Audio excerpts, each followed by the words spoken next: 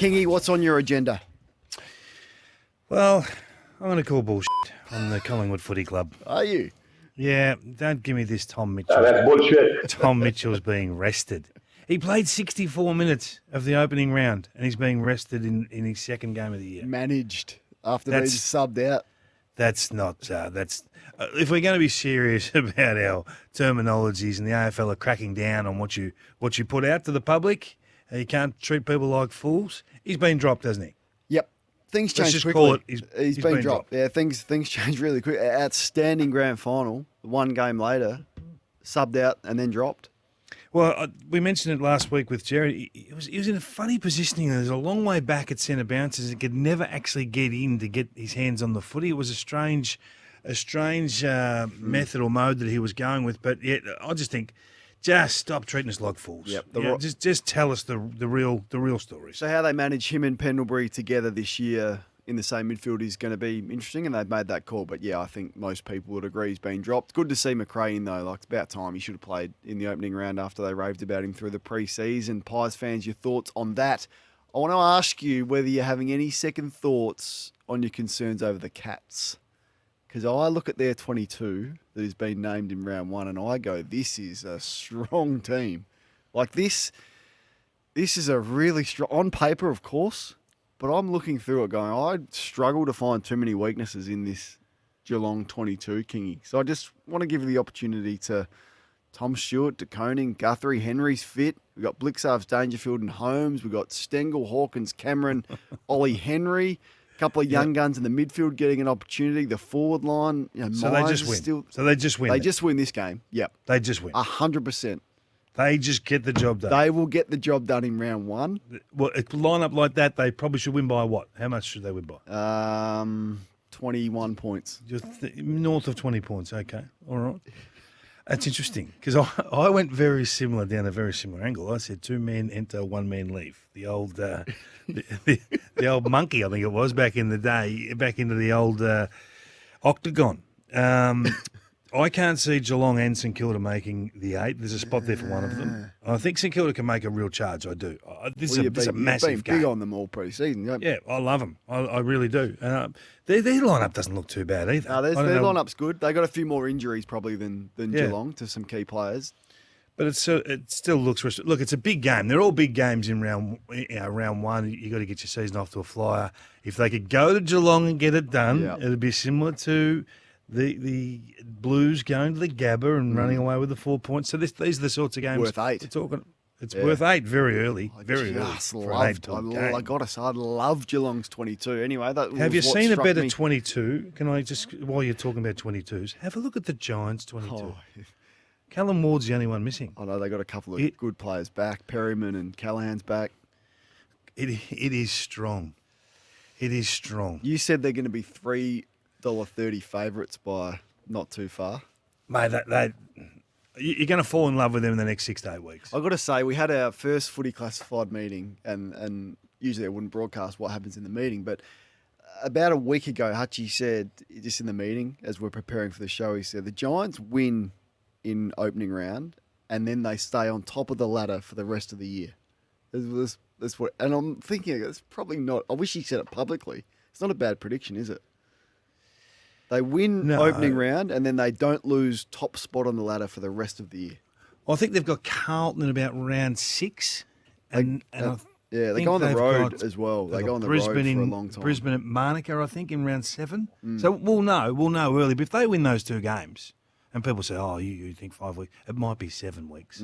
But I think they're going to be a very short price favourite for the flag at that stage. I can't go a full Fireball Friday without mentioning North, so I want to ask you the question, where's the small handballer, Will Phillips? Would you rather see... It's Will Phillips. You're obsessed. No, this is the same discussion I've had on Richmond. Would you rather, North fans, see Liam Shields play or Will Phillips play?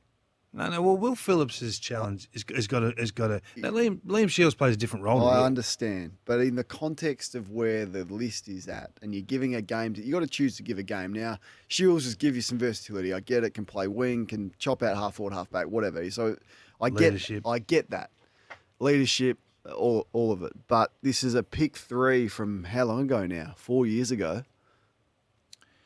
Yeah, in a draft that I don't think is considered a great draft. I mean, I can ask you the same about Denver Grains of Barras. Yeah, but we're on board him. He's passed away. He's nowhere near He's injured. He's injured. He's nowhere near the lineup. He's injured. You don't speak about him like you But, touch on poor old Will Phillips. If he was fit and Hawthorn didn't play him with the injuries that they've got down back, I'd be saying, come on, Sam. They hardly played him the last 2 years. What are you talking we've about? got to play him. Anyway, it's just a question for North fans. Well, I think Lazzaro's in front of him. Yeah. I think Charlie Lazzaro's had a better pre-season now. I think you've got a reward. Yeah. And Powell's done well. So they've got first rights. It's a big opportunity, isn't it, when you get first rights at this team, if you can start winning games. I'm not saying they're going to beat the Giants. They're not. But they've got to get rolling. It's a daunting task against the Giants. It's a rough start. It's a rough start, isn't it? When you look at North's back 6, and then I go, okay, you got Brown who's kicked 5, you got Hogan who's hot, you got Cadman who looks the goods, you got Riccardi down there, and you've got Toby Green coming off 1 goal. Yeah, it's a frightening proposition for where's North the upset? First up. Where's the upset this week? The upset could be Fremantle and Brisbane. The upset could be tonight. Yeah, Sydney Swans are a serious footy team. I wouldn't be a full upset. Wouldn't be a full surprise to me. Well, you're a sports bet man. It would be an upset. I wouldn't be surprised if Adelaide upset Gold Coast either. So, I mean, they're 50-50 games across the board. You're starting to come back towards the Gold Coast, I've noticed. There's a little shift going on. Well, I've got them in my 8. I've got them in my 8, Kingy. I heard this from Taylor Walker on Triple M during the week. You know, if it was a home game, I probably would have been a lot closer to playing. It's still 72 hours away from playing, but the flight certainly come into consideration, and we spoke about whether I'd go a day early, so I probably would have been on the flight this morning to give myself the best opportunity, but the decision came down to having a week off and getting ready for next week. All right, Kingy, Adelaide missed the 8 by the smallest of margin last year, and you are telling me their player who kicked 70 goals against a team that they are competing for one of those spots in the 8, they're going to be around the same position. He's not playing because of a flight, and you're going to wheel out Chris Burgess and Darcy Fogarty? You're just firing up old wars now. I'm wheeling out all my greatest hits. Are you serious about this? I'm deadly serious. If the difference between you playing and not playing is a flight to Queensland, we're not talking about a flight to New York. We're talking about a flight to Queensland. You can go up 4 days early for all I care. This guy's kicked 70 goals. I'm not sure Adelaide can win without him. And if one win or a shaving of the goalpost is the difference between them playing finals last year or next, what could this game mean for Adelaide?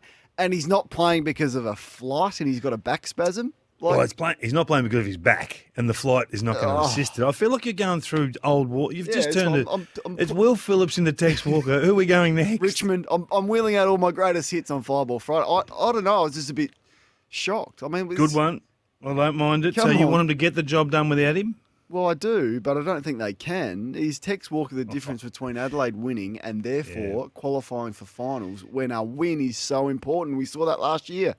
You are warming to my boys, the Suns. I can feel it by the minute. Hey, someone take control. Someone take control in the Collingwood back 6. I've heard rave reviews and we've talked about them in glowing terms. The captain plays. They got 4 players in their leadership group that all play in defence. So come on. Darcy Moore, we had Dizzy Darcy last week. He's just getting around, doing what he was doing. Just set the troops up, get things sorted. Quainer didn't have it. You know, they all were a fraction off. Dean, Maynard. Don't know about Dean. Maynard, yeah. How? He's back involved in. And all the other stuff. How he's a beauty. Back in. Can't blame him for last week. But they coughed up 18 goals and they looked disorganised more often than not. Big challenge to get it sorted. We've underrated the importance of what Nathan Murphy brings to this back 6. I want to see who steps up and sort, because they're hardly against the Harlem Globetrotters tonight. I mean, McDonald, for all the talk about him, really hasn't kicked a lot of goals. No, Amadi's the same. Amadi the same. So they're going to rely on those smalls to impact. So you're going to need to be organised. Step up. Darcy Moore, now get this group back on track. Yep, it's a good call. I like that because you do have 4 players in your leadership group that all play in defence. At the MCG with the Blues holding on by 5 points against a resilient Richmond footy club who had their challenges, particularly behind the ball with Gibcus and Young, and also Prestia being subbed out of the game. David King is alongside of me. Kingy, your first impressions of last night? Well, great game. First impressions were Carlton found a way to win ugly and win the last 2 games without their strength area, and that's being their punish at clearance and their ability to be just so much tougher than the opposition week on week. So I think a little break's come at a great time for the Blues, and they now get the opportunity to just tidy up a few areas. They're not quite at their absolute best, but they're 2-0. What a great start. Yeah, definitely. I mean, you touched on this, I think it was quarter time of your analysis last night, what they're doing differently off turnover, the way that they're playing. They've definitely been more aggressive, aren't they, off turnover? There's a little bit of Collingwood about it, just that the eye would tell you that. Swarming at ground level if the ball hits the deck in their back 50 and then go from there. You mentioned the forward handball as well last night. And it's probably the way they've got to play, but it may take some time, but last night it was effective for them.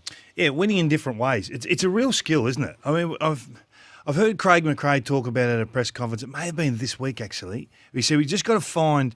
There's no one way to win a game of footy. Sure, if that strength area is coming through, and we call it the personality of your team. That's what it's labelled at Clubland. This is our personality. Let's be true to it. And I think Carlton's forward handball game got them back in the game in that second term. They were dominant in that second quarter. 3 goals, 6. They really should have had a sizable lead at half time, but it wasn't to be. The Tigers just hung around. They found a way to hang around. The impact of Nankervis, and I know he's a player we've talked about a lot, was profound on this group. It really was. They were humiliated last week at clearance. They got rowed last week, and Witsy did what he wanted in the ruck. To see Nankervis come in, not only did he get clearances himself, but he was just a big presence in there, and his hit out to advantage work was terrific. It was a good battle with De Koning, who responded really well when the game needed him to, but he just makes such a difference, Nankervis, didn't he? He did last night. So when he's fresh, absolutely, I thought he was big last night, and he led the way. Their on-ball stuff last night was exceptional. They scored from stoppage, dominant in contested ball, and that was really they really took it up to the Blues, which has been their strength. Michael Voss spoke about that after the game. Can he maintain that intensity and that level of play throughout the year without much help behind him? Because I don't think Naismith and Samson Ryan are going to be able to give him much of a chop out. That will be the question mark when he's not fresh and when it's the middle of winter and Nankervis is sore and he's tired and he's got to do it again. You're right on De Koning. I thought it was a good challenge for him. I thought his last quarter was excellent. Kicked a big goal, took a big mark behind the ball as well, as did Nankervis. I thought his field play was good as well. Nankervis, what was your thoughts last night? 1300 736 736. The Blues will have a break. They're going to hope to get Wiedering back in round 3 or 4. And the time frame on Sam Walsh yet to be determined, but they're taking a reasonably cautious approach with him. And then, I mean, what happens for Richmond now? Kingy, I sneakily went to Twitter last night and just suggested their next 3's tough. I saw that. It's Port Adelaide, it's Sydney, it's the Saints. So as good as you were last night and as strong a performance as that was in response and with resilience, it gets hard. So I don't know if you'd tip them. We haven't seen any of Port Adelaide yet, but I doubt they'll start favourites against Port, Sydney or the Saints in their next 3. The prospect of 0-5 without getting too far ahead of yourself is real with the injuries that they've got. Just on Richmond, I spoke about this on Classified last night. So with where they are at, I just want to see some youth. So we all remember 2021, they're spruiking the 5 players that they selected inside 30 of the draft. It was they're heavily invested in the draft, gone to the draft, 5 players inside 30, which sounds nice. Sounds like you've invested in the draft, but this is what's happened with those players. Tom Brown, we'll start with Gibcus. So pick 9, clearly guy can play. It was a good pick. Injury has let him down. 18 games in his first year, looked good. Nothing last year, and now he's not going to play this year. Unfortunate. Nothing you can do about that. I think it was a good pick. Pick 17, Tom Brown. He's played 1 game. He's played lots of VFL football. Don't know a whole lot about him. 26 games in the VFL, but hardly cited at AFL level. Tyler Sonsi, he picked 28 in that draft. I like him. I liked him too. Played 7 games in his first year. only 3 last year, had some suspension and some injury worries, but where is he? Why isn't he playing? Sam Banks, pick 29 in that draft. I like him. 6 games last year, played in opening round, then was dropped. And Judson Clark, pick 30, played 3 games in his first year, 13 last year, not playing at the moment. That's 53 games from 5 players in 2 and a bit seasons when you told us this was a big draft hole. So I don't want to see McIntosh. I don't want to see Pickett. I don't want to see Broad with where they're at. I want to see Brown. I want to see Sonsi. I want to see Banks. And I want to see Judson Clark. And you can chuck in Cumberland and some others into this mix as well. That's what we need to find out about Richmond. But you're not going to find out about those players if you go too young. They're just going to get hammered. You've got to have structure and support around those guys, or you're just going to walk them into 120-point losses. That serves no purpose. They're not first-year players now, though, King. They're now into their third They're season. inexperienced players. Like this is the Horn Francis Dacos draft. I mean, I know they're weren't not selected. They're not I know they weren't. one. No, I was just about to say they're not selected at the top there, but this is Mitch Owen's draft. This is the draft this is Van Rooyen's draft. You're not suggesting that Van Rooyen's been chucked out there and thrown to the wolves as a young player. I'm suggesting that Van Rooyen's got a lot of support around him. That if you put Sonsi and Cumberland in there, they wouldn't have had. Lynch has just got back on the park. I mean, the Richmond forward line looks so much better with Lynch just there. It doesn't have to be marking the ball, just as a presence and as a senior player there. If you had Cumberland in there and Samson Ryan down there, it gets very young very quick. So this now is where their focus needs to go. I think it's not about Richmond now. Of course, they want to win. They want to get Adam Uze's first win, and you want to compete every week. But the future of this footy club is going to be decided by these 5 players and a couple of others, because you've traded away your other draft picks. I want to see these players over a Marlon Pickett or a McIntosh or a Broad. Now, I'm not suggesting you play all 5 of them at the same time, but that's the query I've got. Or did they just get it wrong, or is it too early to decide? I don't know, but there's a balance in there that the future needs to be on display for Richmond. Tigers fans, 1300 736 736. Let's do selection this week, all right? So who are you leaving out? Let's be real. Let's put some names to it. So clearly Gibcus and Young are out, and Prestia's out. There's 3 opportunities, but you're replacing Young with Young on 2 of them. So. Yeah, Gibcus clearly he's the shining light. He's a disaster, really. He's the one they couldn't afford to get injured last night. 100%. And significantly injured like he has been. Yeah, so then there's no criticism there. I just think they got that pick right. This guy can play. He's exactly what they need. Every time he plays, you go, geez, he's impressive. So there's nothing you can do about that. I'm not suggesting I'm suggesting that. Well, it's difficult this week because they got challenges with injury. So how they select the side and who's in form at VFL level, I don't know. Yeah. But we need to soon find out about. So does Marlon Pickett need to play? It's a good question, but and I think you would have had the same sort of thought process at round 1 as round 2 as round 3. What you're having now, you would have had in October last year. I actually think. And this is why I admire Malcolm Blight way back when, right? When he walked into the Adelaide Crows, he said, I'm not sacking these blokes, but I'm not playing them. You walk them out of the joint. I don't want McDermott. I don't want McGuinness. I don't want these other 3 or 4. Jarman. Walk them out of the joint. I don't want them because I'm not going to play them. We've got to turn the page and go a different direction. So you don't waste that first season playing sort of ducks and drakes with senior players. Hey, look, we really love. I can't get you in the team this week. Yeah, you end up being really a disrespectful football club in a lot of ways. So I think you've got to cut the cord as you walk in as the new coach. Otherwise, you hold the rebuild up for 1 more year. Yeah, and I mean, he's in a difficult position because a lot of these list decisions were made before Adam Uze and his time got there. And you don't want to limit the group because if Adam Kingsley had limited what the Giants could do, different situation with their list, but they finished 16th the year before he got there. Now, who would have thought they would have progressed that quickly? A different story with the Tigers. You need to know where your list is at. So would they have been better off, just before you dust over that, if they had walked into Dusty and said, mate, we love you, Dusty. We love you, but we can get a 2nd-round pick for you right now. You can go and play some great footy up north. We're going backwards before we go forwards again, and you're not going to be here when we're launching again. You go, could anyone that say 27, 28, do you do the same with Prestia? Could you get something for Vlosten? Sure. So the model, Kingy, the model is Hawthorn. Should they have done what Sam Mitchell had done at Hawthorn? Well, this is the discussion, isn't it? That's the motto. And Sam's going to join us, so I mean, it's not easy. You can't be And 50-50, can you? These are legends of the club, legends of the game that we're talking about. But for me, that would have been a model that would have fast-tracked where Richmond will need to get back to versus being really competitive this year, finishing 11th, getting a pick that's not really going to be a difference maker for them. But in the meantime, I just think what can they do now after those decisions are made? We've got to find out about Brown, Sonsi, Banks, Clark, Cumberland. Samson Ryan's not up to it, so I understand the reasons he's not playing. But that's the list of decisions you have to make. And it's difficult to compete if you're going to be in the quicksand of finishing, to the bottom half of the teams on the ladder. This is where I get frustrated with this argument or this discussion, right? When you are a premiership contender and a team that's won flags for a period of time, call it 5 years, a 6-year window, you don't get any elite picks. I think John Ralph said last night that Gibcus is the first top 10 pick they've had since Floston, which is about 2012 or 13 or something like that. So you just don't get the ability to stack players, though, Cornsey. So you have to go through a dip.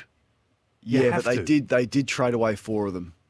And we can argue whether that was the right thing. I say it's the wrong thing. They traded 4 away. And if that's ultimately your point, just say that. Because you I've said that repeatedly. I know. But I'm not going to blame Judson Clark, who was picked 30, for being part of the issue here, or Samson. But now, my point is, now you've made those things. I think that was completely the wrong thing to do, but you've made that call. And it's not Adam Uze, it's way before him. Now that you've made that call, what's the future, and can we find out about it over Broad, over McIntosh, over Grimes, over Pickett, and there's probably a handful of others.